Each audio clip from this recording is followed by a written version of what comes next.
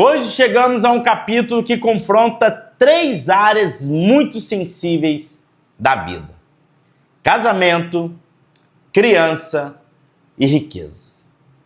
No Evangelho de Mateus, capítulo 19, Jesus não fala apenas de doutrina.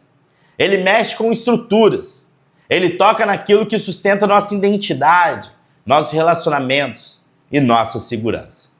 Respira fundo, porque esse capítulo nos chama para um discipulado real.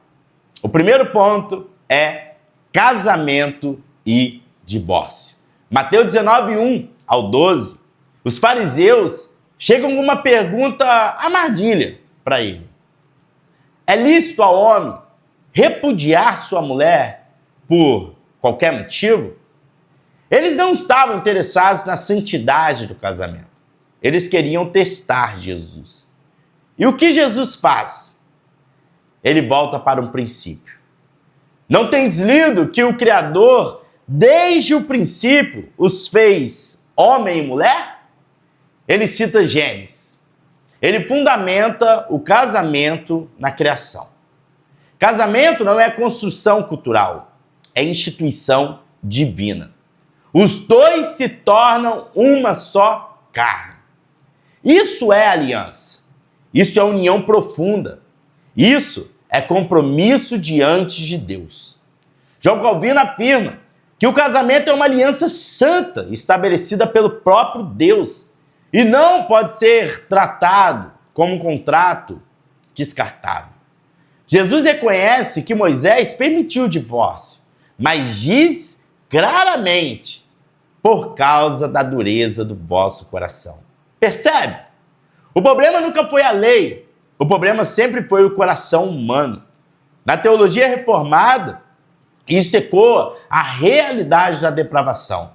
Relacionamentos quebram porque o pecado habita em nós. Mas o padrão de Deus continua sendo fidelidade. Jesus não está ignorando o sofrimento ou os casos extremos.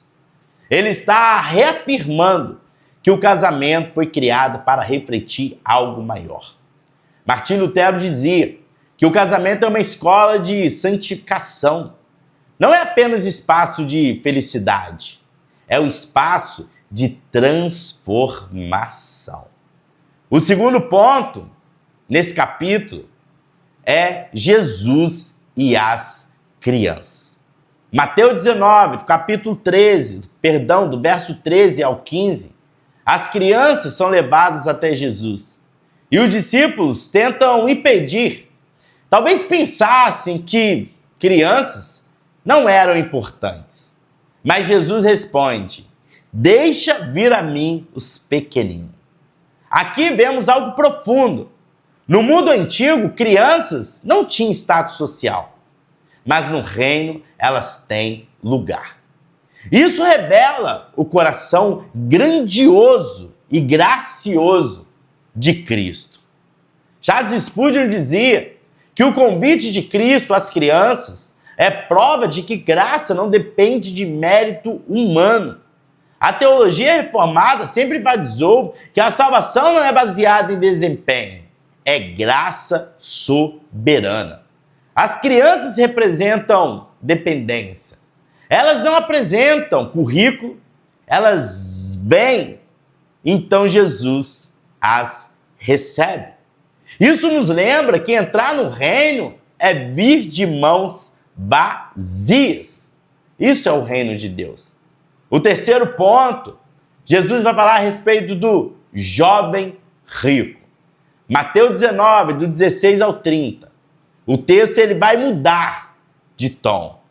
Um jovem, ele se aproxima, religioso, moralmente correto, disciplinado. E ele pergunta: que farei de bom para herdar a vida eterna? Observe a mentalidade. Que farei? Ele ainda pensa em mérito. Jesus primeiro aponta para os mandamentos. E o jovem responde: tudo isso tenho guardado. Mas algo faltava. Jesus então toca no ponto sensível. Vende tudo que tens e segue. Aqui não é uma regra universal de pobreza. É diagnóstico de idolatria. O problema daquele jovem não era possuir riquezas, era ser possuído por elas. Ele se retira triste, porque tinha muitos bens. João Calvino comenta que a riqueza se torna perigosa quando ocupa o lugar que pertence somente a Deus. Jesus então diz algo impactante. É mais fácil um camelo passar pelo fundo de uma agulha do que um rico entrar no reino. Os discípulos se assustam, perguntam: quem pode ser salvo? E ela é central, porque revela que ninguém pode por si mesmo. Mas Jesus responde: aos homens é impossível, mas a Deus tudo é possível. Isso é graça soberana. Salvação não é esforço humano, ele é milagre divino.